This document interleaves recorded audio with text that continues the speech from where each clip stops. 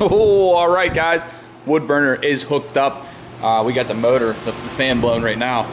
So this is like insane heat blowing out of there. This isn't a permanent deal yet. I'm gonna figure out, you know, something a little different than that. But the shop right now, it's probably like 45 degrees outside. The shop right now is t-shirt. I don't have a thermometer and I don't know how hot it is in here, but she's ripping. But alright guys, what the heck is up? Welcome back to the garage. Behind me you see my Cummins. So basically for the past 3 years, my daily driver has been my Ford, my F-250. The whole channel is primarily built around it. And I absolutely love that truck, especially now with the S370, which we are waiting on dyno software still, currently at SPE, to put it on the dyno to really ramp up the power. So we're waiting to really turn it up, but right now the truck runs absolutely amazing, which I love the truck. It's amazing inside. It has heated, cooled seats, massaging seats, full leather comfort, tinted out, awesome. It's a great ride, even on the 24x14s. But it's like one of those deals when you drive home from work every single day the same way for the past 10 years. You kind of get bored going that same road, so you take a new road. Thus bringing me to the Cummins here. So basically, I bought this truck for super cheap. I have $5,500 wrapped up into the whole deal. That's title processing, tax, the whole process. I have $5,500 sunk into that truck back there. And my new goal with that truck is to make it an awesome daily driver. But as it sits right now, it's pretty rough. So a couple things that are already knocked off the list is I immediately took it to my buddy who's a detailer and he did the full interior because it was like absolutely horrible in there. I did the 5-inch straight pipe and I got the American Forces. Now I sourced like the cheapest American Force I could find used on old marketplace. The wheels are actually pretty solid. They don't have too much curb rash. They're not bent or anything like that. Only one wheel has curb rash and the other ones are pretty much perfect. Tires aren't that good. The dude did a like huge burnout right before he took them off. Yeah, let's take off the wheels to sell them, but let's do a huge burnout before we do that. I don't know, I guess he wanted to give him a good send off. So other than those three things, nothing else has been done to the truck. It has just over 200,000. I think there's like 206,000 miles on it. But I'm not so much worried about the rust and the cosmetic stuff just yet. We'll tackle that down the road. Right now, I just kind of want to get it safe and fun. But all right, so mechanically, the truck is pretty sound. When I got it, there was 0 oil in the truck. Like I had to put like 2 or 3 quarts on it just to get it onto the reed level on the dipstick. So yeah, I'd say that was pretty low. It is covered in like this like baked on brown film. I don't know if that's just road grime. I've seen that on a bunch of old trucks. I don't know exactly what that is. Is it old oil? Is it diesel? I don't know. If you guys know what this stuff is that like kind of bakes on everything, let me know. And at one point in time, I think the truck was worked on because you can see all the footmarks smashing the fins on this cooler. You know, if you stand right here, your tip of your foot smashes the fin. So the truck's definitely been worked on. People have been standing up on there. I don't know if there was a plow on it at one point in time because there's like a whole bunch of wiring kind of just hanging out. Like, what's this? Yeah, it looks pretty good. So yeah, little things like that we have to go through and button up. But the major mechanical issue is that it is puking all kind of engine oil and transmission fluid. So this is the front of the engine underneath. We're gonna have to do some serious investigation to see what exactly the oil is coming from. I'm pretty sure it's on the timing cover. I just hope it's not the rear part of the timing cover where you gotta pull the cam to pull that one. If that's the case, then we might leave that until we pull the engine. I don't think the oil pan is in too bad a shape. Yeah, I know these rust out. I think the oil pan's okay.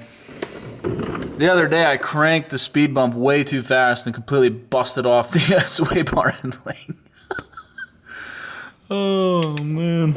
Moving back to the transmission side of things, the transmission pan isn't really leaking. It's just coming from the main like bell housing of the transmission. After I drive it for X amount of time, it'll literally just pour fluid out of there. It'll be a steady drip. You can see it already dripping right there. I think that looks like engine oil. So I don't know if the engine oil is running off of the front, running down the pan, and running out of the back. I obviously don't have the drippy figured out, but you know, that's what we're doing. That's why we're here. But one thing I did notice is when I checked the transmission fluid, it was still reading on the okay level. So it's been puking a lot of fluid. I just think that possibly when they were checking it wrong, and they kept adding fluid thinking that it was low, but it in fact wasn't low. So yeah. So the wheels and tires aren't even close to fitting. These are a 35-12-50 22 on a 22 by 12 negative whatever offset on a stock ride height Ram 3500. So the amount of turning radius that I have is non-existent. So we either have to change out the tires or put a leveling kit, or get the Sawzall / grinder and get in there and get a little crazy. But I don't know if I want to cut the truck up, because I mean, it's already like brutal enough. If we go just hacking it, is it going to make it like a total pile? I was thinking on either running Toyo Proxies or 420s, or the new 420, or a 33 mud tire.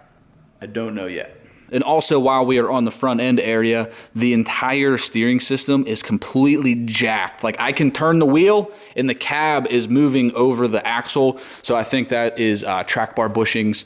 But the thing has 200-some thousand miles on it, and it doesn't look like anything in the front has ever been replaced, as in upper and lower ball joints, tie rod ends. The whole process looks pretty much untouched for a long time. I mean, at least if it's ever been done, it hasn't been done in a while. So it probably needs a complete front end rebuild. But one thing that it doesn't have is death wobble. I haven't got the death wobble in it yet, which I guess is a good thing.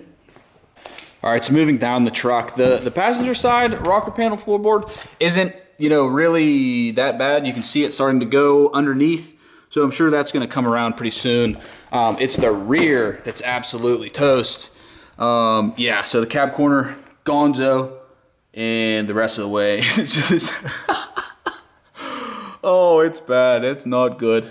So they did put a new bed on because they said they wrecked the old bed, or it was just so rusted out that they needed a new one. Either way, they put this one on and slammed the trailer into it. So passenger side, bed side is destroyed. And also, they decided to use like drywall screws or self-tappers and just send the fender flares on. Like, cool, thanks. It does have a gooseneck hitch turnover ball. I don't know if it's like a B&W or whatever, but we can move some goosenecks with the old girl here. Rear bumper, it doesn't have like dents, but it's scratched to like no end. Starting to rust out, so maybe a roll pan in the future, and no tailgate. Dude, where's the tailgate? Driver side, bed side, look, it still has like the salvage yard like writing on it. Driver side, bed side is okay. There's not really any dents or anything like that. You can't see because the stupid road was covered in mud. But yes, this side in fact does have the drywall screws on the fender flares. Overall, underneath the mud, the driver side is pretty solid. So driver side fender, fairly straight. No real dents. Clear coat is like shredding off. Looks like tape. And there you go. There's a full walk around of the body. It's not horrible. Oh, we got to change the mirrors. I absolutely hate those mirrors. I mean, if you got a Cummins, you got to drive around with your mirrors up. No, I'm kidding. But I do hate those mirrors. Those suckers have to go. Why would these even be an option? All right, so there you go, guys. The journey on the Cummins Daily Driver has officially begun. I've messed with it a little bit up until now, but now it is really starting.